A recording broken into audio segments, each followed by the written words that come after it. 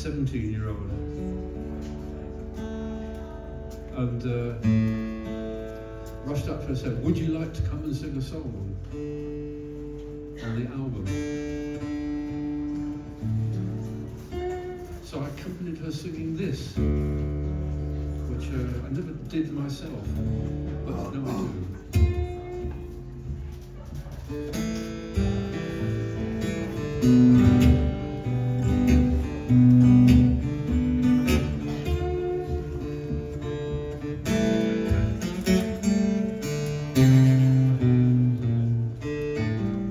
You can go, you can stay, but I'll be back on some old lonesome day, coming home to my darling, some old lonesome day.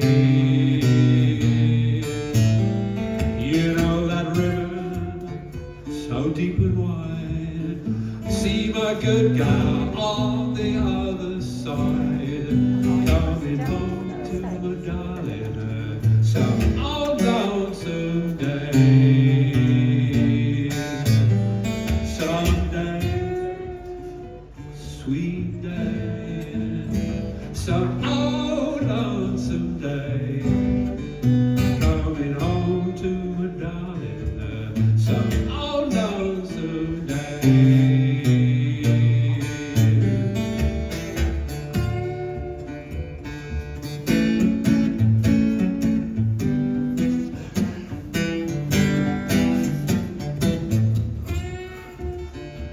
Wasp just landed on my hand. Go away. Where were you, sweet darling, when the engine left the shed? I was standing in the back door with a hung down head. Someday, sweet day, some old lonesome day, coming home to my darling, some old lonesome day.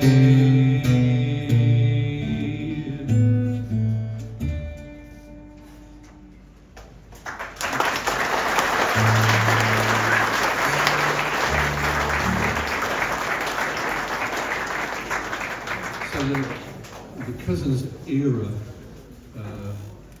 why kind of contemporary folk and blues was so popular at that point was thanks to that bloke called Bob Dylan, who kind of catalysed, it was what was called folk was on the front page of the Melody Maker, not just in the club column. And in the early days of Cousins, you could hear quite a few Dylan songs sung. I remember Al Stewart was very good at, when a new Dylan album came out, he'd go and learn it in a day and sing all the songs in the Cousins or Bunches that night. How the hell he has that way with words, I don't know. How do you learn Desolation Row and sing it the same night? But as things went on, people started writing their own stuff, and you didn't hear much Bob Dylan anymore. And for a long, long time, I don't think you heard a lot of Bob Dylan songs in folk clubs until some film came out last winter, which seems to have changed things around again. So here's one of those.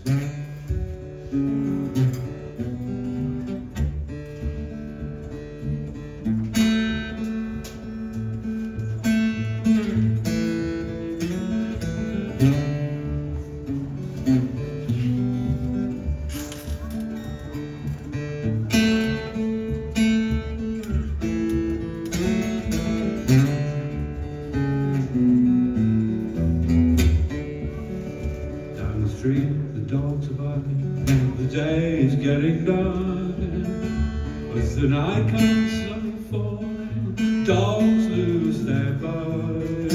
The silent night is shouting, the sounds inside my mind, we're just one too many mornings and 1,000 miles behind. From the crossroads at the doorstep, my eyes slowly fade, turn back to the road where the love and I have laid. I gaze back to the street, to the doorstep and the sign. When it's one too many mornings and 1,000 miles behind.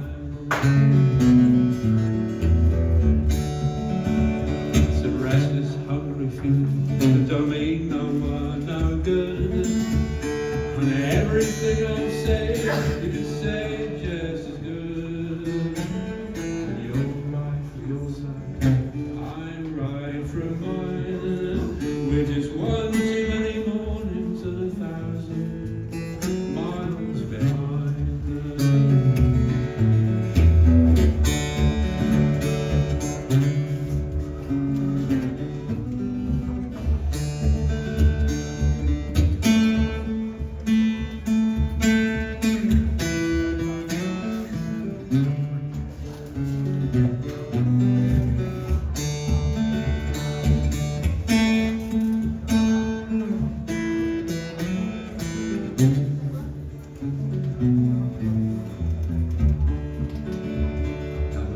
The dogs are barking, the day is getting dark.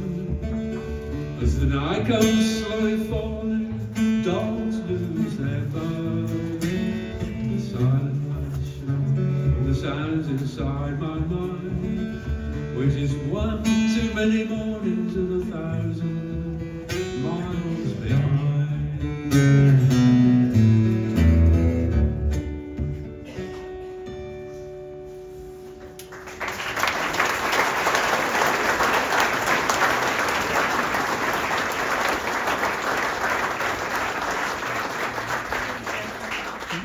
Move in.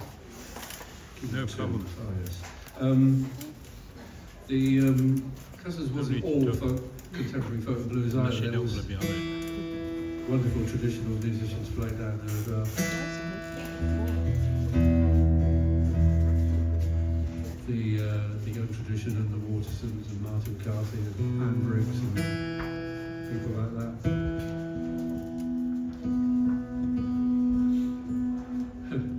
So I got this song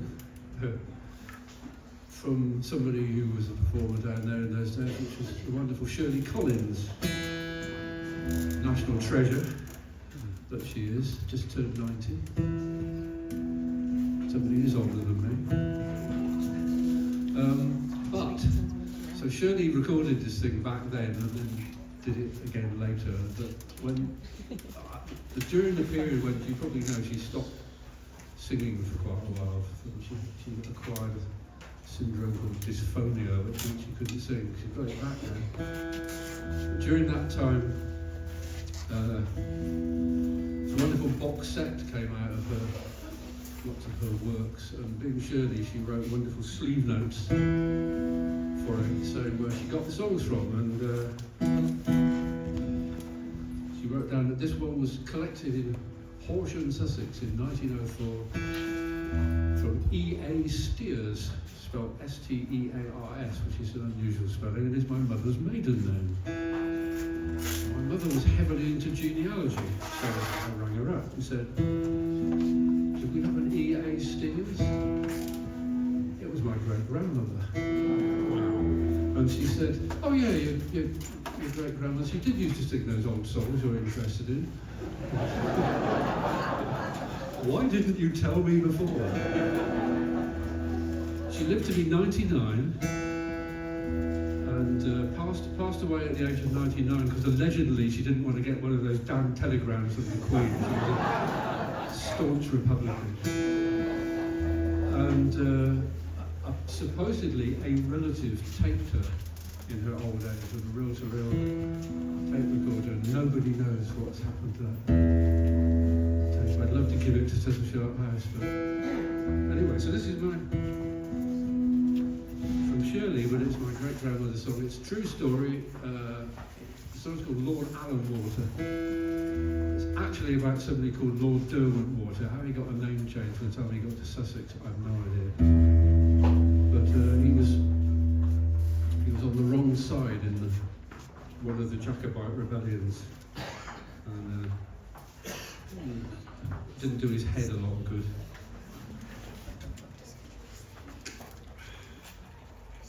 Yeah, got that one.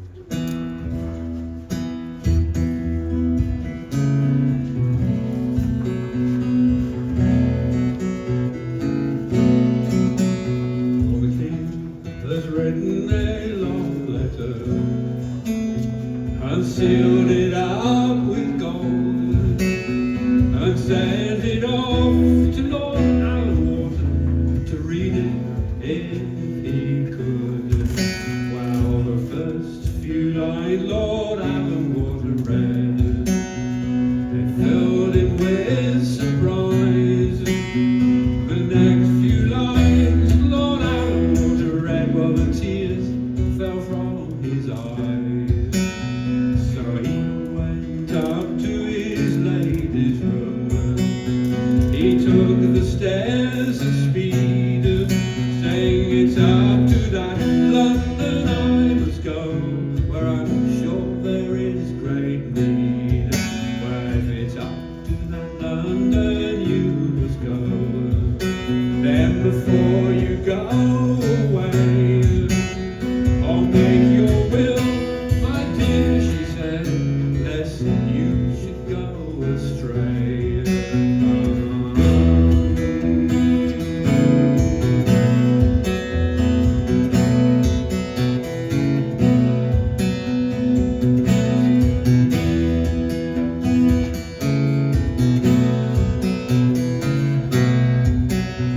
So he went down to his stable room to saddle up his white steed, 'cause it's up to that London he must go, where he's sure there is great need. But as he put his foot into the stirrup, the other one across the steed, well, the three gold rings from his fingers burst, and his nose began to bleed. And as he was riding all along the road, his horse fell against a stone. Oh, there are signs and there's portents enough, said he, I'm sure I'll never return.